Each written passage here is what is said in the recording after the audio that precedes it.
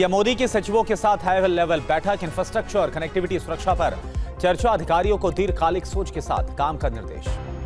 PM Modi ने सरकारी विभाग के बीच साइलो खत्म करने पर जोर दिया, कहा विभागों के बीच अलगाव मानसिकता की समस्या, अधिकारी अपनेपन की भावना के साथ काम करें। पीएम मोदी ने एआई के प्रभावी उपयोग पर दिया जोर, कहा डेटा राष्ट्रीय संपत्ति, बेहतर इस्तेमाल जरूरी है, रिसर्च और इनोवेशन को दिया जाए बढ़ावा। पीएम मोदी ने जापान के रक्षा मंत्री शिंजिरो कोइजुमी से मुलाकात की है। हिंद प्रशांत क्षेत्र में शांति और सुरक्षा को बढ़ावा देने पर चर्चा हुई। दिल्ली में रक्षा मंत्री राजनाथ सिंह और जापान के रक्षा मंत्री शिंजिरो कोइजुमी के बीच द्विपक्षीय वार्ता हुई। दोनों देशों के बीच रक्षा सहयोग को और मजबूत करने पर कई अहम समझौते। दिल्ली 2047 मास्टर प्लान जारी, 40 लाख नए फ्लैट्स बनाने का लक्ष्य, पब्लिक ट्रांसपोर्ट कॉरिडोर विकसित करने और पुरानी इमारतों को दोबारा से बनाने की योजना।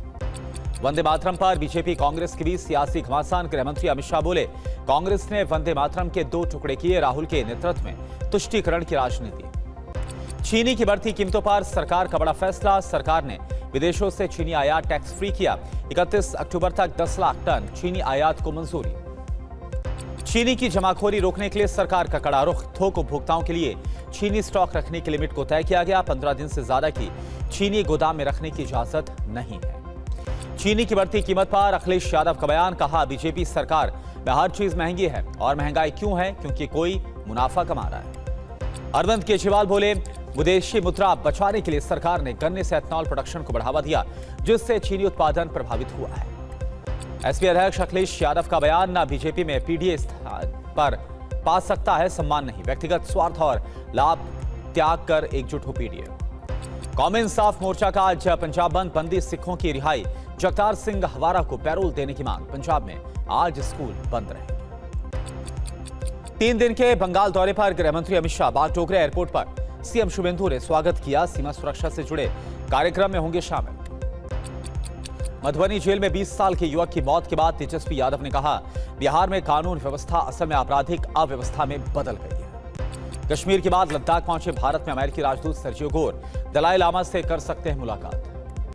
जंतर मंतर प्रदर्शन में लाठीचार्ज पर सुप्रीम कोर्ट का एक्शन, पूर्व जस्टिस सुभाष रेड्डी की अध्यक्षता में बनाई गई 5 सदस्यीय हाई लेवल कमेटी। प्रदर्शनकारियों पर बल प्रयोग की जांच करेगी कमेटी। पैलेट गन के इस्तेमाल, छात्राओं के उत्पीड़न की जांच कर जल्द से जल्द रिपोर्ट सौंपने का आदेश। हेमंत सोरेन सरकार को झारखंड हाईकोर्ट से झटका, जेपीएससी की 11वीं से 13वीं परीक्षा और फूड सेफ्टी ऑफिसर परीक्षा रद्द करने के फैसले पर लगाई रोक। हाईकोर्ट के फैसले पर आंदोलनकारी छात्र आक्रोशित, देवेंद्र महतो ने कहा छात्रों के साथ अन्याय हुआ तो जेपी आंदोलन की तर्ज पर होगा विरोध। बीजेपी नेता बाबूलाल मरांडी बोले राहुल गांधी और हेमंत सोरेन ने परीक्षा रद्द करने का ढोंग रचा, बिना उचित प्रक्रिया के तुगलकी फरमान जारी किया, सरकार की मंशा ठीक नहीं। जेपीएससी जेएससी रिफॉर्म मंच से जुड़े छात्रों ने सोरेन सरकार पर लगाया धोखा देने का आरोप, कहा सभी 24 जिलों में करेंगे पुतला दहन। जेएससी सीजीएल परीक्षा रद्द होने के विरोध में चयनित अभ्यर्थियों ने रांची में निकाली तिरंगा यात्रा, बोले न्याय दो या फांसी दो।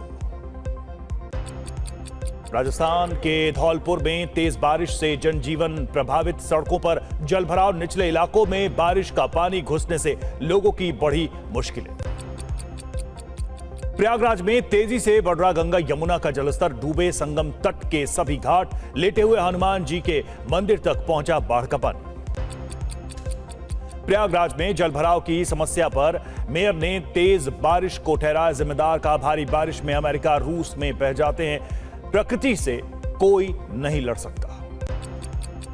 वाराणसी में भी उफान पर गंगा, काशी के कई घाट डूबे, निचले इलाकों में बाढ़ की आशंका, प्रशासन अलर्ट पर। यूपी के बिजनौर में तेज बारिश की वजह से सड़कें और गलियों में कई फीट तक भरा पानी, मुख्य मार्ग में पानी भरने से कई गांवों का कटा संपर्क।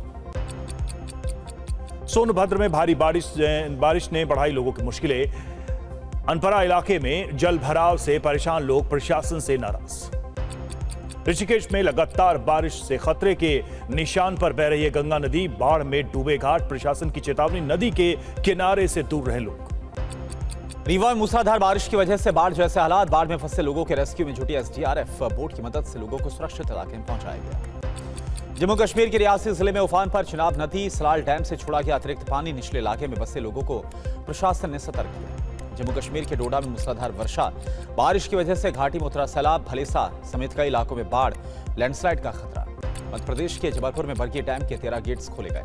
नर्मदा नदी के किनारे वाले इलाके में बाढ़ का खतरा। चित्रकूट में बारिश के बाद खतरे के निशान के ऊपर मंदाकिनी नदी, शहर में घुसा पानी, रामघाट डूबा, बाढ़ की चपेट में 100 से ज्यादा दुकानें। पंजाब के मोहाली में एक प्राइवेट अस्पताल की निर्माणाधीन इमारत गिर गई, 2 मजदूरों की मौत, रेस्क्यू ऑपरेशन जारी।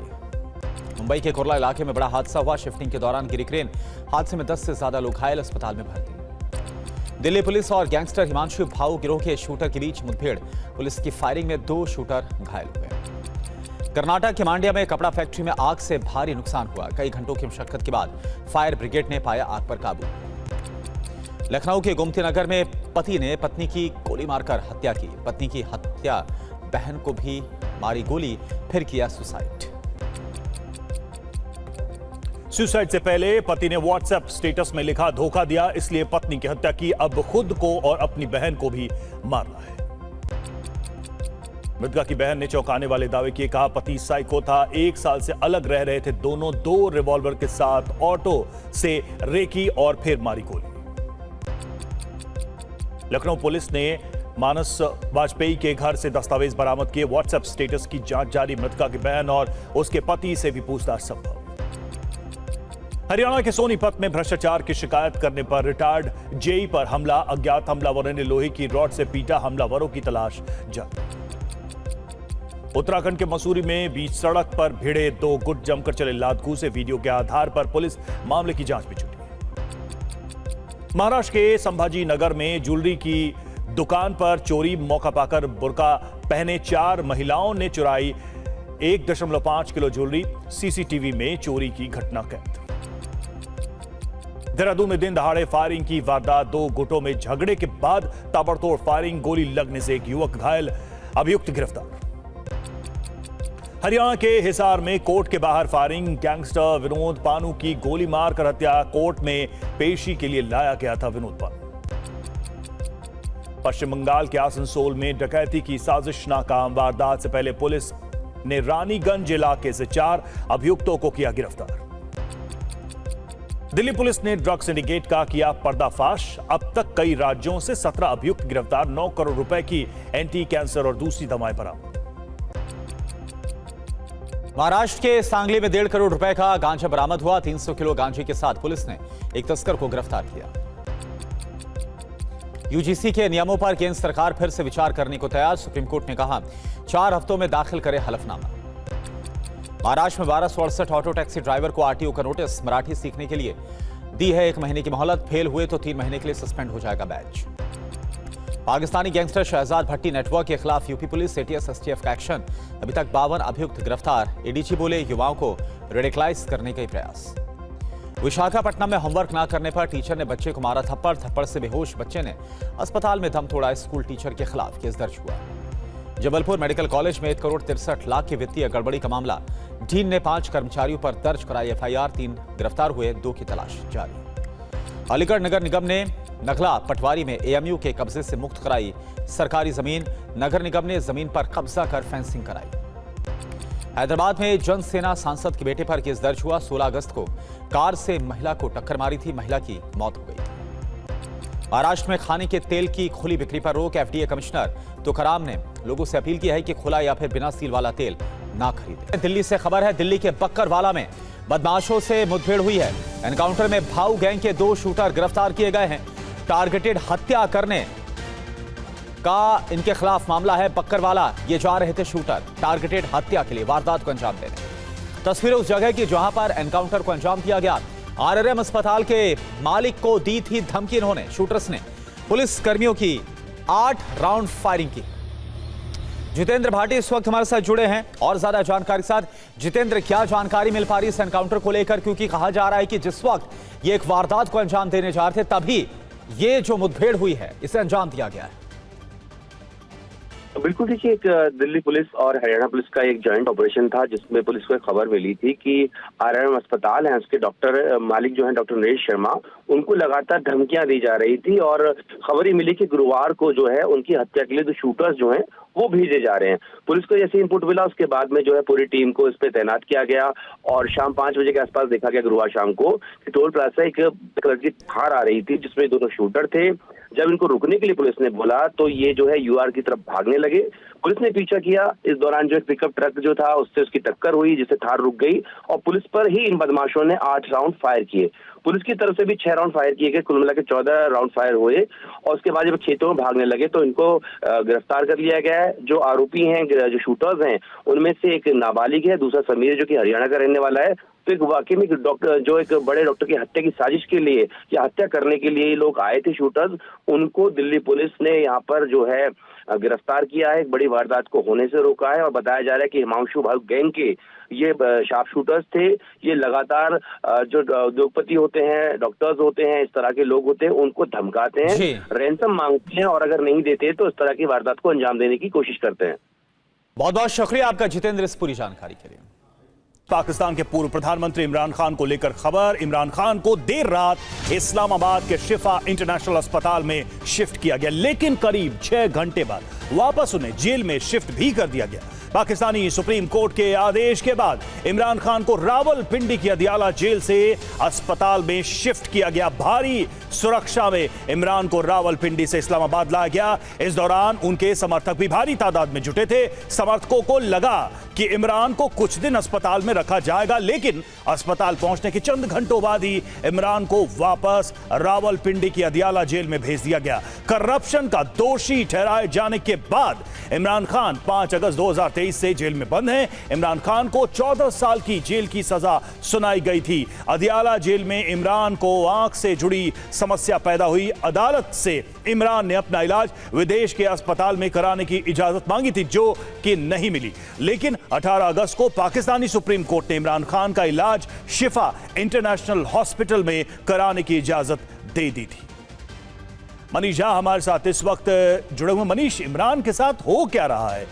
इजाजत भी मिलती है और बहुत जल्दी वापस जेल भी भेज दिया जाता है। समर्थक सोच रहे थे कि थोड़ा समय बाहर रहेंगे, लेकिन ऐसा हुआ नहीं। चल क्या रहा है इमरान को लेकर पाकिस्तान में? बिल्कुल, देखिए, सबसे बड़ी बात यह है कि इमरान खान को जेल से निकालकर एक प्राइवेट हॉस्पिटल में सुप्रीम कोर्ट के आदेश से भेजा गया था और यही पाकिस्तान की फितरत है कि वो आदेश का पालन कैसे करते हैं। आप देखिए कि सुप्रीम कोर्ट ने कहा तो इमरान खान को जेल से लेकर गए और ऐसा लग रहा है जैसे बस मुंह दिखाई करने की हॉस्पिटल में। अगर वो इतने गंभीर रूप से बीमार थे कि उनको हॉस्पिटल में शिफ्ट करने की जरूरत पड़ रही थी, तो आप सोचिए कि 2-4 घंटे में कौन सा इलाज हो गया होगा और फिर तुरंत ही वहां से जेल लेकर चले गए। उसके पीछे में दरअसल शरीफ सरकार की जो भावना है वो यही है कि कहीं ऐसा ना हो कि इमरान खान के समर्थक बहुत जोश में आ जाएं और फिर सरकार के लिए कोई खराब स्थिति पैदा हो जाए। लेकिन अगर आप लार्जर पर्सपेक्टिव में देखें तो पाकिस्तान के हुक्मरानों की नियति यही है, जो भी पावर में होता है, एक बार जैसे जैसे पावर से हटाकर दूसरे लोग पावर में होते हैं तो पहले वाले की का हश्र यही होता है, जो आज इमरान खान के साथ हो रहा है। यही नवाज शरीफ के साथ हुआ था, उनको इलाज के लिए ब्रिटेन भागना पड़ा था, पाकिस्तान छोड़ना पड़ा था। यही परवेज मुशर्रफ के साथ हुआ था और फिर ये पाकिस्तान के पहले प्रधानमंत्री लियाकत अली खान से लेकर अभी इमरान खान तक लगातार यही परंपरा बनी है कि या तो पाकिस्तान के प्रधानमंत्री जेल में होते हैं या फिर उन्हें मार दिया जाता है। बिल्कुल, और जो पाकिस्तान में रह गया उसके लिए तो एक संकट है ही, जीवन का संकट रहता ही है। इमरान खान के सामने ऐसा ही कुछ संकट दिखाई दे रहा है। शुक्रिया मनीष आपका। और अब बात लखनऊ में डबल मर्डर की। लखनऊ में डबल मर्डर और सुसाइड की ऐसी वारदात हुई जिससे हर कोई हैरान है। गोमती नगर में एक बैंक मैनेजर पति ने पहले अपनी पत्नी की हत्या की, फिर घर आकर अपनी बहन का मर्डर किया, अंत में खुद को भी गोली मार दी। लेकिन डबल मर्डर और सुसाइड कांड की मिस्ट्री छिपी है एक व्हाट्सएप स्टेटस में। आखिर क्या है इस व्हाट्सएप स्टेटस में, देखिए इस खास रिपोर्ट। लखनऊ में डबल मर्डर और सुसाइड की मिस्ट्री फाइल। बैंक मैनेजर ने पत्नी और बहन को मारी गोली। प्यार, भरोसा और धोखे का शक, डबल मर्डर, एक सुसाइड। महिला की गोली मारकर हत्या कर दी गई। गोली मारने वाला खुद उसका पति मानस वाजपेयी था। मैंने अपनी पत्नी की हत्या कर दी क्योंकि उसने मुझे धोखा दिया। अब मुझे खुद को और अपनी बहन को भी मारना है। उसकी बहन प्रज्ञा और उनके पति भरत यादव को सब कुछ पता है। यही वो मौत का स्टेटस था जिसे स्टेट बैंक ऑफ इंडिया के फील्ड ऑफिसर मानस वाजपेयी ने बैंक रिलेशनशिप मैनेजर पत्नी दिव्या मिश्रा की हत्या के बाद लगाया था। पत्नी की हत्या के बाद मानस ने न सिर्फ अपनी बहन की हत्या की बल्कि खुद भी सुसाइड कर लिया। मानस की पत्नी दिव्या मिश्रा की हत्या के वक्त का सीसीटीवी सामने आया है, जिसमें देखा जा सकता है कि गोली मारने के बाद किस कदर लोगों में दहशत फैल गई। लोग इधर उधर भागने लगे। दिव्या लखनऊ में एक निजी बैंक में रिलेशनशिप मैनेजर थी। मानस वाजपेयी कल दोपहर बैंक के बाहर पहुंचा, अपनी पत्नी को फोन कर बाहर बुलाया और फिर गोली मार दी। 12:15 के लगभग गोमतीनगर थाना क्षेत्र में आईसीआईसीआई बैंक के सामने एक युवती को गोली मारने की सूचना प्राप्त हुई थी।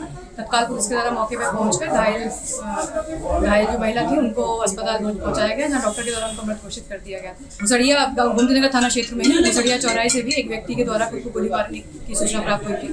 जब वहाँ पे घटना को अटेंड किया गया तो ये वेरीफाई हुआ कि ये जो प्रथम घटना हुई थी उसमें जो महिला को गोली मारी थी उनके पति के द्वारा ही वहाँ पर अपनी बहन की हत्या करके खुद को भी गोली मारी। पत्नी दिव्या की हत्या के बाद मानस वारदात स्थल से महज 2 किलोमीटर की दूरी पर मौजूद अपने घर पहुंचता है। वहां उसने जो स्टेटस लगाया था ठीक उसी के मुताबिक पहले अपनी बहन शिबा के सिर में गोली मारी और इसके बाद खुद की कनपटी पर भी गोली चला दी। गोमती नगर में दिन दहाड़े एक महिला की गोली मारकर हत्या कर दी गई। गोली मारने वाला खुद उसका पति मानस वाजपेयी था। उसके बाद उसने अपनी बहन की भी गोली मारकर हत्या कर दी और खुद गोली मारकर आत्महत्या कर ली। यहाँ खुद पे आत्महत्या की और बहन की हत्या की है, ये वही स्थान है। फिलहाल लखनऊ के पुलिस कमिश्नर पहुँचे हैं। पूरे मामले की जाँच की जा रही अलग अलग एंगल से। हालाँकि जो स्टेटस आया व्हाट्सएप पे जो लगाया था उसमें चीज़ें जो निकल के आ रही हैं, पारिवारिक विवाद था, पत्नी से तलाक का केस कोर्ट में चल रहा था। लखनऊ के पुलिस कमिश्नर तरुण गाबा, डीसीपी, एडीसीपी थोड़ी देर पहले ज्वाइंट पुलिस कमिश्नर भी पहुंचे थे, पूरे मामले की जांच कर रहे हैं। गोली की आवाज सुनने के बाद जब पड़ोसी मौके पर पहुंचे तो बहन और भाई दोनों का खून से सना शव जमीन पर पड़ा था। पड़ोसियों के मुताबिक पत्नी की हत्या के बाद जब मानस घर पहुंचा तो पसीने से भीगा हुआ था। वो आए नॉर्मल आए, बैग टांगे हुए ऐसे अंदर गए। वो दरवाजा जब खोलने लगे वो हमेशा वैसे भी पूछते थे मुझसे, लोग कुछ क्या हाल है? मैंने कहा भैया ठीक है, बस पसीने में भीगे। तो मैंने पूछा क्या हो भैया बहुत पसीने में भीगा? कहते यार वही ऑफिस तुम जानते हो। दरवाजों को लाके मारी 5-6 लोगों ने। जब दरवाजा टूटा तो हम लोग अंदर गए तो वो मेरे थाने में जाओ, गोली खुद को भी गोली मार चुके थे और अपनी बहन को जाओ। मानस और दिव्या की 2017 में शादी हुई थी। 2024 से दोनों अलग रह रहे थे। दिव्या ने करीब 1 साल पहले तलाक के लिए कोर्ट केस किया हुआ था।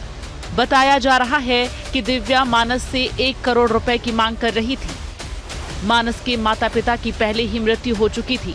मानस अपने माता पिता का इकलौता बेटा था। बताया जा रहा है कि मानस की बहन तुलिका की मानसिक हालत ठीक नहीं थी। शायद इसलिए मानस ने खुद को खत्म करने से पहले अपनी बहन को मौत देना बेहतर समझा। इस घटना के संबंध में पुलिस द्वारा जो कि परिवारजन हैं, जो रिलेटिव्स हैं, उनसे बातचीत की गई है। जो व्हाट्सएप मैसेज स्टेटस के रूप में मानस वाजपेयी ने लगाया था, जिसमें उसका कहना था कि उसकी पत्नी द्वारा उसके साथ चीट किया गया है और उसी क्रम में उसने वो हत्या की है। इसके अलावा कुछ डॉक्यूमेंट्स हमें घर से मिले हैं, जिससे ये जानकारी हो रही है कि जो रिलेशनशिप मैनेजर आईसीआईसीआई बैंक में थी मृतका, उसके द्वारा विवाह विच्छेद करने के लिए भी पारिवारिक न्यायालय में वाद दायर किया गया था।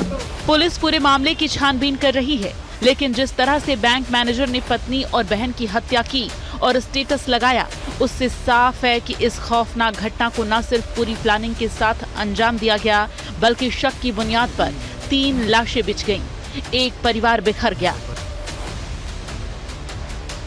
लखनऊ से पंकज चतुर्वेदी के साथ ब्यूरो रिपोर्ट, TV9 भारतवर्ष। पहाड़ से लेकर मैदान तक मानसून का कहर जारी है। उत्तर प्रदेश में गंगा और यमुना के जलस्तर में बहुत तेजी के साथ इजाफा हो रहा है। प्रयागराज में बारिश खत्म होने के बाद भी कई इलाकों में जल जमाव बना हुआ है। उत्तराखंड, हिमाचल प्रदेश में लगातार बारिश के बाद जनजीवन अस्त व्यस्त हो गया है, तो वहीं जम्मू कश्मीर में पानी के बढ़ते दबाव की वजह से सलाल डैम के सभी गेट्स खोल दिए गए।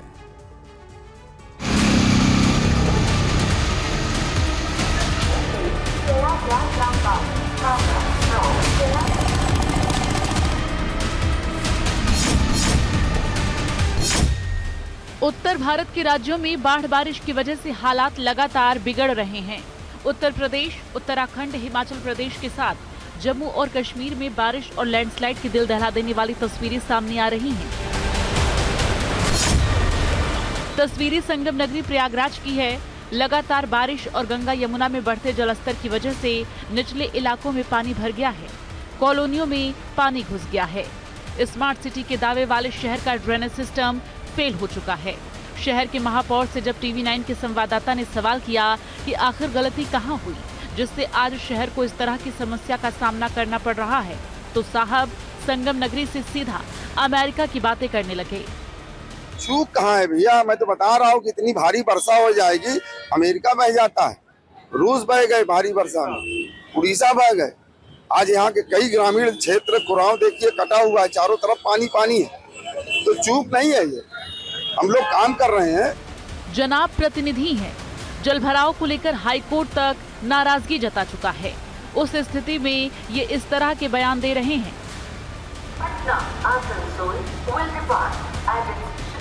प्रयागराज के ही रामबाग स्टेशन की तस्वीरें भी देख लीजिए। यहाँ ट्रैक पर पानी आ जाने की वजह से कई ट्रेनों का परिचालन बाधित रहा। अब पंप के जरिए ट्रैक से पानी निकाला जा रहा है। प्रयागराज के बाद अब बिजनौर की तस्वीरें भी देख लीजिए। यहाँ लगातार हो रही बारिश की वजह से गलियों में सैलाब बह रहा है। बारिश की वजह से 25 गांवों के करीब 20,000 लोग प्रभावित हैं। सड़कों पर पानी आ जाने की वजह से लोग जान जोखिम में डाल रहे हैं। लगातार बारिश के चलते प्रशासन अलर्ट मोड पर है। प्रशासनिक अधिकारी ट्रैक्टर पर सवार होकर बाढ़ प्रभावित इलाकों का दौरा कर रहे हैं।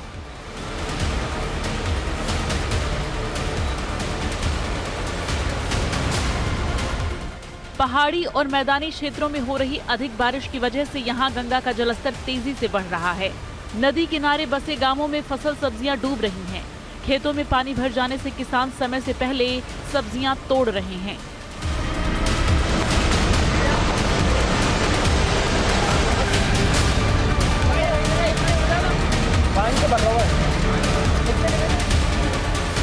राजस्थान के कई जिलों में लगातार बारिश हो रही है।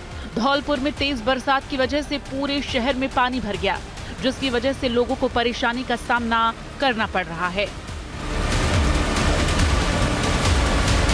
और आगे बढ़ने से पहले इस वक्त की हेडलाइंस पर एक नजर। सुर्खियां प्रेजेंटेड बाय कैच मसाले, अब प्रेस लॉक पाउच में। एसोसिएट स्पॉन्सर स्ट्रॉन्ग मतलब Maithan steel, Maithan steel, Maithan steel.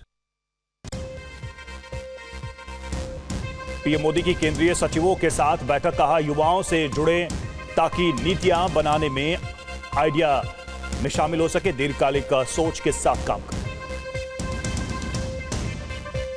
गृह मंत्री अमित शाह का 3 दिन का पश्चिम बंगाल दौरा, बागडोगरा एयरपोर्ट पर सीएम शुभेंदु अधिकारी से ने किया स्वागत, सीमा सुरक्षा से जुड़े कार्यक्रमों में होंगे शामिल।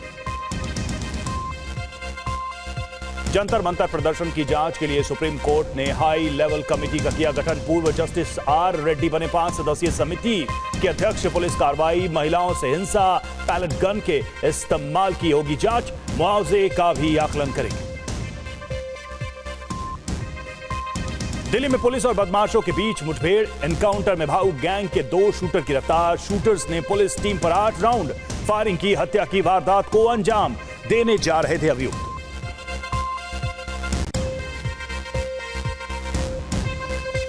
और आगे बढ़ने से पहले फटाफट अंदाज में उत्तर प्रदेश से जुड़ी खबरें उत्तर प्रदेश एक्सप्रेस में देख लेते हैं। पहली खबर आपको बता दें, अयोध्या के मामले से जुड़ी। अयोध्या में रामकोट परिक्रमा की पहली सालगिरह मनाई जा रही है। मंदिर परिसर में चारों ओर 3 किलोमीटर के रास्ते को रामकोट परिक्रमा कहा जाता है। मंदिर में रोजाना होने वाली ये परिक्रमा पिछले साल 21 अगस्त से शुरू हुई थी। राम मंदिर निर्माण समिति के अध्यक्ष नृपेंद्र मिश्रा ने कहा कि राम मंदिर का निर्माण 30 सितंबर तक पूरा होने की उम्मीद है। हालांकि राजकीय निर्माण निगम द्वारा बनाए जा रहे ऑडिटोरियम और म्यूजियम का निर्माण कार्य अभी जारी रहेगा। यूपी गैंगस्टर एक्ट पर सुप्रीम कोर्ट की सख्त टिप्पणी। कोर्ट ने कहा गैंगस्टर घोषित करना सजा का आधार नहीं हो सकता। साथ ही कोर्ट ने कहा कि गैंगस्टर घोषित करने से कोई अपराधी नहीं बन जाता। अपराध साबित हुए बिना गैंगस्टर एक्ट में सजा नहीं दी जा सकती। ये एक्ट हिंसा रोकने के बहाने हिंसा बढ़ा सकता है। यूपी में कानून व्यवस्था को लेकर पुलिस महकमे में बड़ा फेरबदल किया गया है। 9 आईपीएस अधिकारियों के तबादले करते हुए कई जिलों के पुलिस कप्तान बदल दिए गए हैं। मेरठ के पुलिस अधीक्षक अविनाश पांडे को पुलिस मुख्यालय से अटैच कर दिया गया। लखनऊ डबल मर्डर और सुसाइड केस का सीसीटीवी वीडियो सामने आया। पत्नी को गोली मारता दिख रहा शख्स मृतका की बहन का दावा पति साइको था। 1 साल से अलग रह रहे थे दोनों। 2 रिवॉल्वर के साथ ऑटो में रेकी की और फिर मारी गोली। यूपी में पाकिस्तानी गैंगस्टर शहजाद भट्टी के नेटवर्क पर पुलिस ने कसा शिकंजा। इस नेटवर्क से जुड़े लोग युवाओं को आतंकी गतिविधियों में शामिल होने के लिए अभियान चला रहे थे। यूपी एटीएस ने इस मामले में 12 केस दर्ज कर 52 लोगों को गिरफ्तार किया। अलीगढ़ नगर निगम ने नगला पटवारी में एएमयू के कब्जे से सरकारी जमीन मुक्त कराई। करीब 500 करोड़ की सरकारी जमीन से अवैध कब्जा हटाया गया। लंबे समय से सरकार की करीब 4 हेक्टेयर भूमि पर एएमयू ने कब्जा किया हुआ था। प्रयागराज में गंगा यमुना नदियों का जलस्तर लगातार बढ़ने से बाढ़ का खतरा बढ़ गया। लगातार बारिश और बांध से पानी छोड़े जाने से दोनों नदियां उफान पर। संगम घाट पानी में डूब चुके हैं। लेटे हुए हनुमान जी के मंदिर तक पहुंचा बाढ़ का पानी। वाराणसी में भी गंगा नदी उफान पर है। काशी के कई घाट पानी में डूब चुके हैं। निचले इलाकों में बाढ़ की आशंका को देखते हुए प्रशासन अलर्ट है। आसपास के इलाकों के हालात की समीक्षा की जा रही है। बिजनौर में तेज बारिश की वजह से सड़कों और गलियों में कई फीट पानी भर गया। मुख्य मार्ग पर जल जमाव से कई गांवों का संपर्क भी कट गया। बिजनौर के 25 गांव में बाढ़ जैसे हालात बने हुए हैं। यहां 1000 हेक्टेयर फसलें बर्बाद हो चुकी हैं।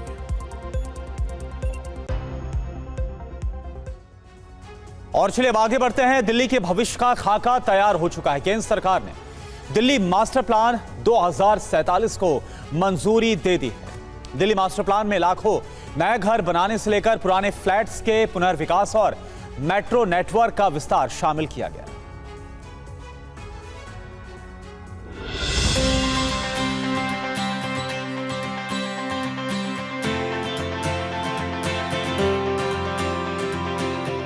साल 2047 में विकसित भारत की दिल्ली कैसी होगी, सड़कें कैसी होंगी, आवास योजना को किस तरह से लागू किया जाएगा, 2047 में स्कूल अस्पताल कैसे होंगे, इसका खाका तैयार हो चुका है। 485 पन्नों के मास्टर प्लान में सबसे ज्यादा आवास पर ध्यान दिया गया है। 40 लाख नए फ्लैट बनाने का लक्ष्य रखा गया है। लोगों के लिए 18 लाख किफायती घर बनाए जाएंगे। झुग्गी बस्तियों में 17 लाख आवास विकसित होंगे। कम जगह घेरने वाली हाई राइज बिल्डिंग बनेंगी। दिल्ली में 100 मंजिला इमारत भी बनाई जा सकेगी। अनधिकृत कॉलोनियों के नियमितीकरण पर जोर होगा। दिल्ली की आबादी अभी करीब 2 करोड़ 40 लाख है। अनुमान के मुताबिक 2047 तक ये बढ़कर लगभग 3 करोड़ 20 लाख हो जाएगी, यानी करीब 80 से 90 लाख अतिरिक्त लोग। जाहिर है इतनी बड़ी आबादी के लिए बड़े पैमाने पर घर, स्कूल, अस्पताल की जरूरत होगी। साथ ही साथ मेट्रो रेल के नेटवर्क और चौड़ी सड़कों की भी जरूरत होगी। दिल्ली में मेट्रो नेटवर्क को 416 किलोमीटर से बढ़ाकर 695 किलोमीटर का लक्ष्य रखा गया है। फिलहाल एक रैपिड रेल चल रही है, इसे बढ़ाकर 6 करने का लक्ष्य है। दिल्ली में पार्किंग की समस्या ना हो, इसके लिए डेडिकेट मल्टी लेवल पार्किंग बनेगी। पार्किंग नियमों में बदलाव किया जाएगा। लोग कार छोड़कर मेट्रो से चले, इसके लिए विशेष उपाय किए जाएंगे। सार्वजनिक परिवहन, पैदल और साइकिल यातायात को भी प्राथमिकता दी जाएगी। साइकिल चलाने वालों के लिए 150 किलोमीटर का रास्ता बनाया जाएगा। हमने इस बार इसमें जो ध्यान रखा है, इसके अंदर तो नए फ्लैट्स, नए आवास कितने जोड़े जाएं, लगभग 40 लाख नए फ्लैट या आवास ये जोड़े जाने का इसमें एक लक्ष्य रखा गया है, क्योंकि 80 लाख की आबादी इसमें बढ़ने वाली है। और कुछ फ्लैट्स जो परिवार बट जाते हैं, 1 से 2 होते हैं, उनकी भी आवश्यकता रहेगी। तो 30 से 40 लाख नए फ्लैट इस बढ़ती आबादी को ध्यान में रख करके विकसित किए जाएंगे और अधिकांश उसमें अफोर्डेबल हाउसिंग के प्लॉट्स होंगे, फ्लैट्स होंगे। शिक्षा के क्षेत्र में 2047 तक दिल्ली को ज्ञान और उद्यमिता का केंद्र बनाने का लक्ष्य रखा गया है। इसके तहत नरेला को शिक्षा का बड़ा केंद्र बनाया जाएगा। 138 हेक्टेयर क्षेत्र में विश्वविद्यालय, शोध संस्थान, स्किल डेवलपमेंट सेंटर और स्टार्टअप सुविधाएं विकसित होंगी। साथ ही दिल्ली के बाढ़ वाले इलाकों को 2 क्षेत्रों में बांटने की प्लानिंग है। एक जहां बाढ़ आने का खतरा रहता है और दूसरा बाहर का। बाढ़ वाले इलाकों में कंस्ट्रक्शन की इजाजत नहीं होगी, जिससे बाढ़ के जोखिम को कम किया जा सकेगा। यमुना के आसपास रहने वालों की सुरक्षा के विशेष प्रबंध किए जाएंगे। साथ ही हरियाली बढ़ाने और पार्क विकसित करने पर जोर होगा। दिल्ली के बढ़ते ट्रांसपोर्ट को, प्रदूषण को ध्यान में रखते हुए भी शहरी विकास की योजना की गई है। हर वर्ग के लिए आवास भी इस मास्टर प्लान का एक बहुत बड़ा, मुझे लगता है कि विशेष इसका अट्रैक्शन है। दिल्ली में करीब 520 वर्ग किलोमीटर कृषि भूमि है, जो शहरी क्षेत्र की तुलना में कम है। इसके भी संरक्षण पर जोर दिया जाएगा। वहीं स्वास्थ्य सुविधाओं के लिए health care centres, community hall विकसित किए जाएंगे।